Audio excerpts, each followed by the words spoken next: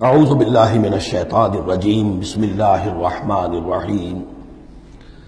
یہ میں پچھلی نشست میں عرض کر چکا ہوں کہ قرآن حکیم میں جو صورتوں کے عمود ہوتے ہیں، ظاہر بات ہے کہ اس پر تدبر کرنا پڑتا ہے کہ اصل اس سورہ مبارکہ کا مرکزی مضمون کیا ہے۔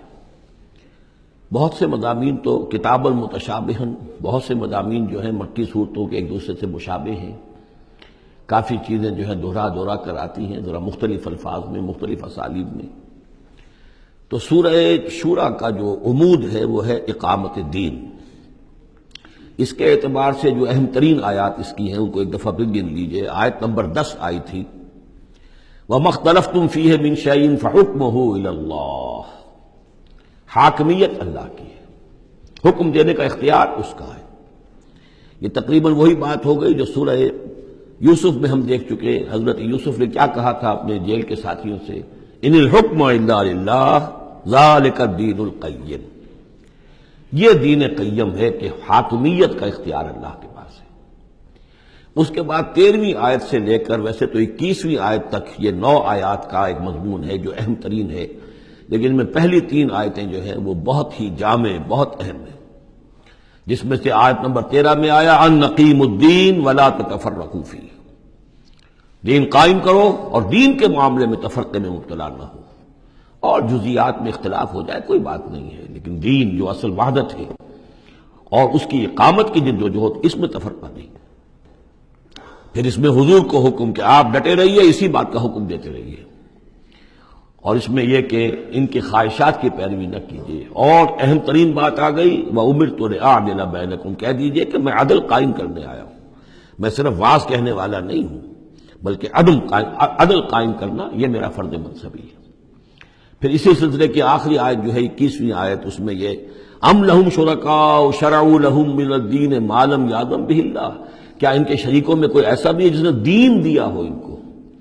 اصل میں تو اللہ ہوا جس نے تمہیں دین دیا ہے، دین حق دیا ہے۔ الیوم اکملت لکم دینکم واتممت علیکم نعمتی ورضیت لکم الاسلام دینا، تمہیں مکمل نظام زندگی دیا ہے۔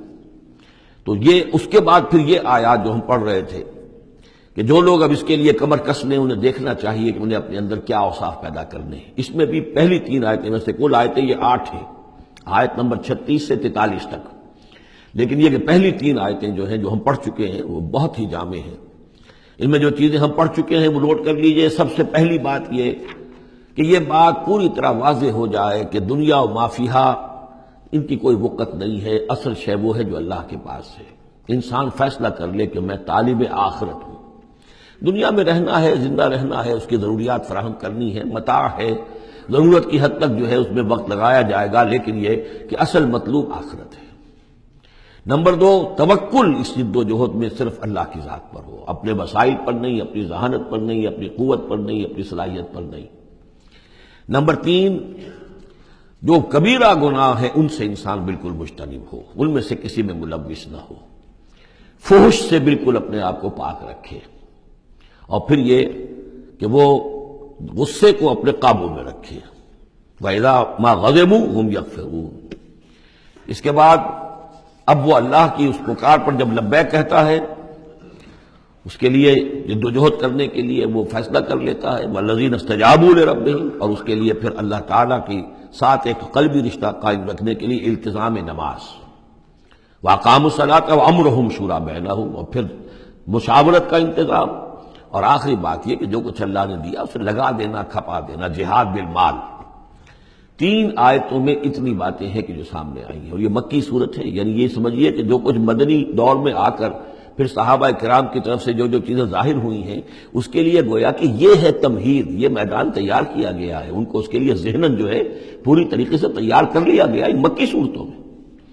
البتہ اب جو 5 آیتیں ہیں ان میں در حقیقت ایک ہی مضمون آ رہا ہے جو میں عرض کر چکا ہوں کہ پچھلی صورت جو ہے وہ اس کا مرکزی مضمون تھا دعوت۔ اس میں تو یہ ہے دعوت کے مرحلے پر تو آپ کو خوشامد بھی کرنی پڑتی ہے، لوگوں کو جا کر ان کے دروازوں پر دستک دینی پڑے گی، ان کی جلی کٹی باتیں بھی سننی ہوں گی، اور یہ کہ اگر وہ گالیاں دیں تو بھی صبر کرنا ہوگا، وہ اگر کچھ اور آپ پر زیادتی کرے برداشت کرنا ہوگا، وہ معاملہ اور ہے۔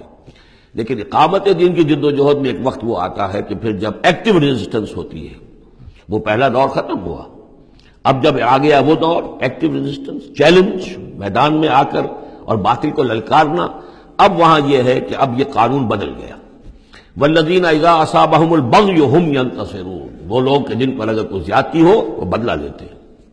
وجزاء سیئۃ سیئۃ مثلھا، اب دیکھیے کس قدر اس میں بظاہر کنٹراسٹ ہے. لا تستوی الحسنۃ ولا السیئۃ ادفع بالتی ہی احسن، وہاں تو یہ تلقین تھی اور یہاں پر تلقین مختلف ہے.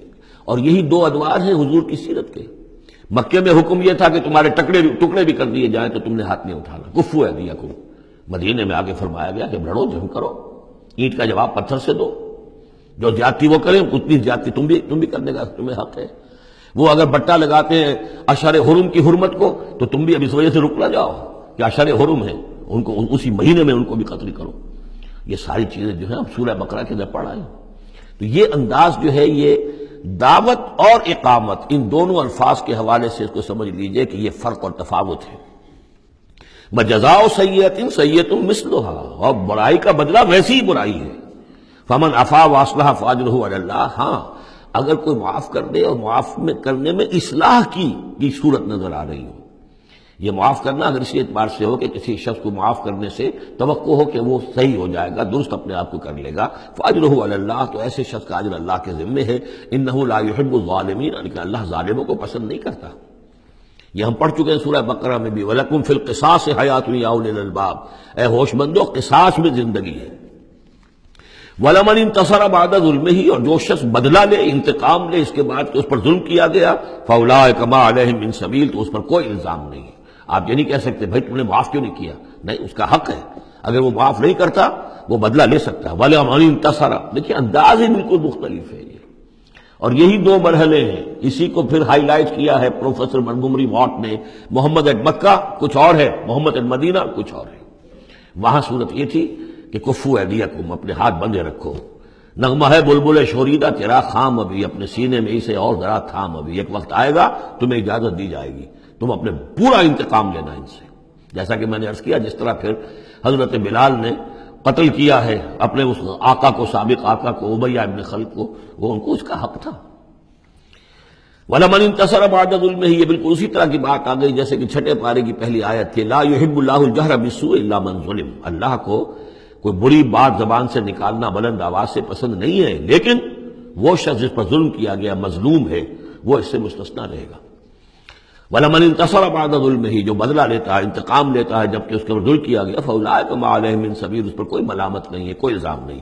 انما السبیل علی الذین یظلمون الناس، اصل میں تو الزام ان پر ہے کہ جو لوگوں پر ظلم کرتے ہیں، ان کے حقوق تلف کرتے ہیں، انہیں ایکسپلائٹ کرتے ہیں.